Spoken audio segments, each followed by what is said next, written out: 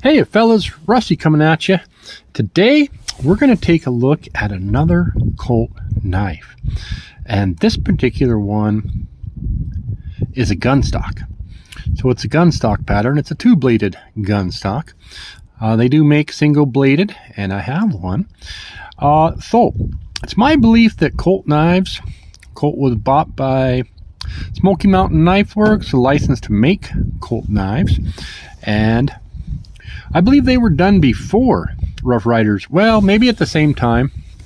I'm thinking this would be about going back to the year prior to 2010 is kind of what my thinking is. You'll see this same jigging on marbles and Rough Rider for bone stag, and you'll see the same coloring for Rough Rider and marbles for brown bone stag. It's a good looking cover, good looking color. We have a horse shield, we have a C stamped bolsters, ringed bolsters, slanted bolsters. Fantastic fit and finish. Now I bought this knife about the same time I bought a Shot & Morgan. I want to say a number 40, which is their their two-bladed gunstock. And the guy mailed me this Shot & Morgan, and the envelope was empty. It had a split in it, and it opened. First of all, if you're going to sell a knife worth $100 or more, don't mail it in an envelope. And he did. And I got an empty envelope because the knife disc slipped out. It punctured a hole through the side of the envelope. But anyways, on to this one. Anyways, I would have really enjoyed a Shot & Morgan in this same blade style, shape. And I would have loved to compare those for you guys, but they're hard to find. But as you can maybe see, the little, it's it's a tremendous build. There's little to no stepping. I mean, it is competitive with Shot & Morgan on that. Let's go ahead and whip this up. Nice springy half stop. It's a peek at the tank stamp. We'll see, yep, they have CT208, quality since 1836, made in China. And we'll take a quick peek at what they did with the blade swedging, the long pull, the mirror polish. We'll look at that edge real quick. Just fantastic. Really, really is. Okay. Now, the other blade. Right here, oftentimes, you're going to have a spear point blade or a clip point blade, and then you're going to have a pen blade. And this is a pen blade, but it's a clip point pen blade. So we take a peek at that top swedge here. So, I'd like you guys to chime in. What would you guys value this knife at? Look at that, in the closed position. Now that's not Shot & Morgan, but that's not bad. So yeah, so I paid $20 for this, but if you find others, you're going to see them for $40 and $50, and they don't always sell, at least not right away. Got a comparison knife, and I think I did do a video, release the video on that. That's my other Colt. It's a single-bladed gunstock, and that's your clip point.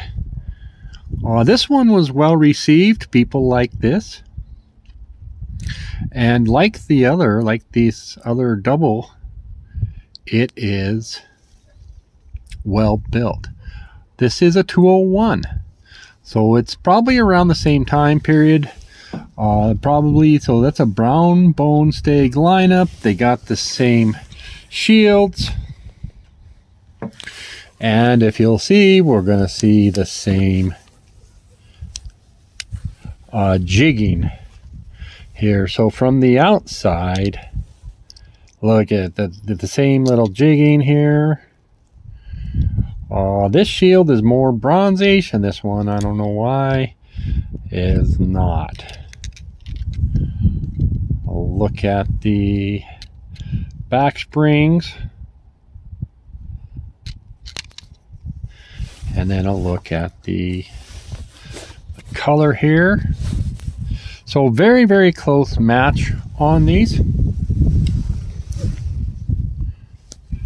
Very nice action, very nice. Nice pull, nice lockup. And I'm going to bring out another knife here. If you guys want a USA made knife, something like this, don't want to break the bank, they got Baron Son, War Maker, in this case, does what they call a half moon trapper. Now, maybe you guys know, maybe you don't. It's a War Maker has Baron Son or Case or Queen have made knives for War Maker in the past. War Maker, from what I can tell, doesn't make their own knives. This is a Baron Son, and I paid around $50. And you will find this same knife in the Canal Street lineup. And I swear they're War Makers, and they want $150. So just keep that in mind, but that's kind of an idea. Maybe you could look for this if you like those. This has a lock back and actually pretty decent blade or build on there. Not sure how we are. Yeah, even centered. So let's go ahead and see how this closes up. I guess we'll take a peek at that blade.